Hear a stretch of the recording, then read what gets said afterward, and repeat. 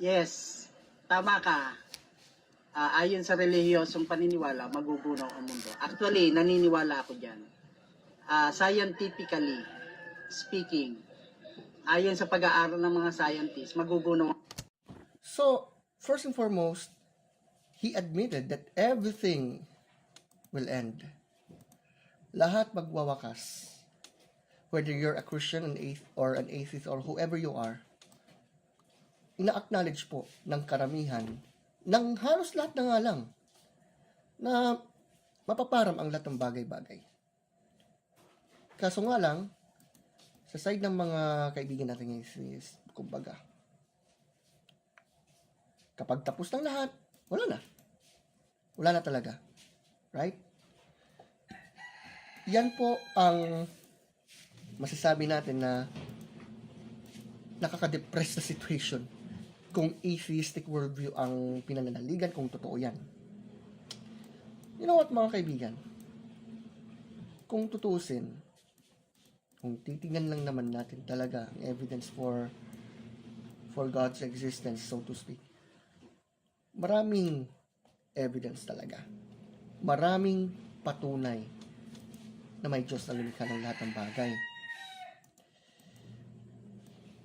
So, inamin niya na kahit ang mga siyentista ina-admit na magwawakas ang lahat ng bagay. Therefore, kung sino man po yung naniniwala na ang universe daw ay eternal, dyan pa lang may problem na. Bukod dito, lahat ng bagay mapaparam. And actually, our atheist friend already admitted na tama po ang point ng religious point of view, particularly Christian worldview, na ang lahat ng bagay ay mapaparam. Diba? If all of life will inevitably end, then what is the meaning of living at all? Sa madaling sabi, ano bang purpose at nandito tayo? Diyan po papasok yan. Kasi tingnan nyo, kung ipipinpoint natin naman kung paano mag-end ang lahat based on astronomical point of view, kumbaga, as the sun gets older, its core expands and heats up, increasing nuclear fusion, which will boil away Earth's ocean. And while this happens, changes in gravity may cause Earth to be ejected from orbit. Planet remains. Life is nearly extinct. Lahat ng yan, lahat ng bagay mapaparam. Ang araw ay lalaki hanggang maging red giant. It's either lalamunin ng araw ang mundo, or kahit magrarami ng mundo, magiging extinct ang life forms. At the end of the day, kapag natapos na, ang araw ay magiging matatawag na black dwarf. Lahat ng bagay mawawala. So Mr. Atheist is in agreement na mawawala ang lahat ng bagay. Pero ang malaking tanong ay ito, para saan nabubuhay tayo? Ano ba ang purpose natin ng buhay na ito sa mundong ito kung lahat naman mawawala? Diba?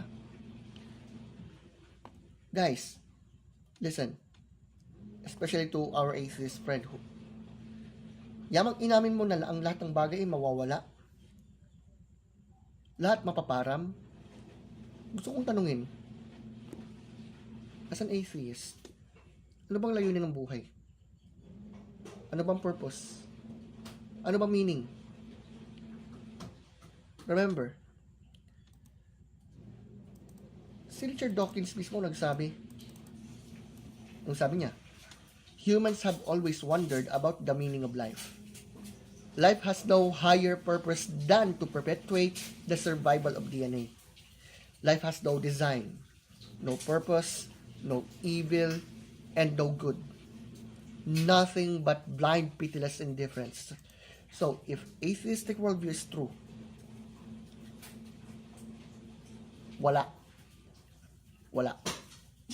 Wala talaga. Walang masasabing meaning ang buhay ng tao kung totoo ang worldview na yan. If there's no God, sabi nga ni William Lane Craig, then man and the universe are doomed. Actually, yan po yung comment na sinabi ko. Diba? But guys, what you are doing, you went on to say, oh, patunayan mo muna that God exists because of this, because, diba? Ito yung gusto kong ipinpoint sa inyo, mga kaibigan. Bakit hindi po tayo matutong mag-reflect muna? Bakit hindi muna natin tingnan yung mga possibilities? What if God really exists? What if there's really afterlife, so to speak? Anyway, ituloy ko yung sinabi ni Dr. Craig dito. If there is no God, then man and the universe are doomed. Like prisoners condemned to death, we await our unavoidable execution. There's no God, there's no immortality. And what is the consequence of this? It means that life itself is absurd.